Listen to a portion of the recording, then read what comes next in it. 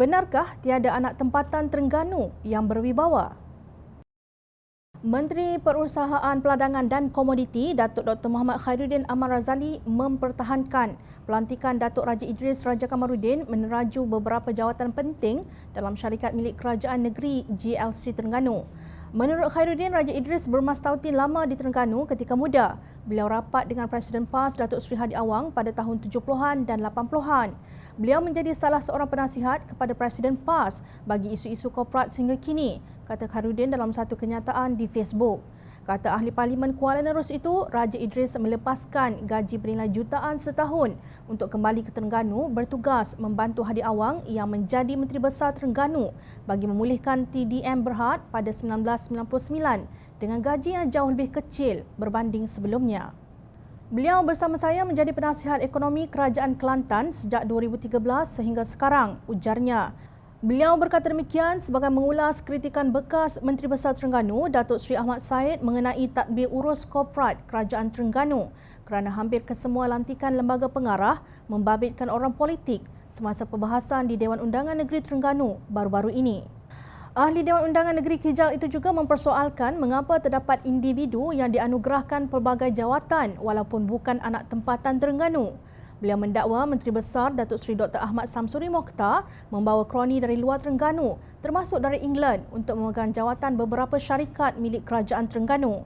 Antaranya termasuk Haji Mazri Zakwan Mat Nur yang didakwanya tidak mempunyai rekod baik di Kelantan tetapi dilantik menjadi penasihat Menteri Besar Terengganu dan menjadi pengerusi serta 11 pengarah syarikat GLC milik Kerajaan Negeri Terengganu.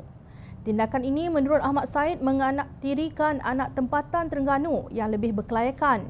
Menurut Ahmad Said, pengagihan jawatan seperti ini tidak pernah dibuat ketika era pemerintahan Barisan Nasional. Dalam pada itu, Pengerusi Pakatan Harapan Negeri Terengganu, Datuk Raja Kamarul Bahrin Shah turut mengulas mengenai isu tadbir urus syarikat milik Kerajaan Terengganu. Baik PAS maupun Barisan Nasional, kedua-dua parti ini seolah-olah mempergadaikan nasib rakyat Terengganu dengan isu penyelewengan wang rakyat. Apa yang YB Ahmad Said dan saya timbulkan adalah ketidakwajaran mengambil orang luar Terengganu bekerja semasa rakyat negeri sendiri tidak ada pekerjaan, melainkan kalau yang diambil mempunyai kepakaran istimewa, tegasnya. Agak aneh apabila dalam mempertahankan Raja Idris, Khairuddin turut memuji dirinya yang menjadi penasihat ekonomi Kerajaan Kelantan bersama-sama tokoh korporat tersebut sejak tahun 2013. Persoalannya, jika beliau dan Khairuddin sendiri benar-benar berwibawa sebagai penasihat ekonomi, mengapakah Kelantan kekal sebagai negeri yang termiskin di semenanjung Malaysia?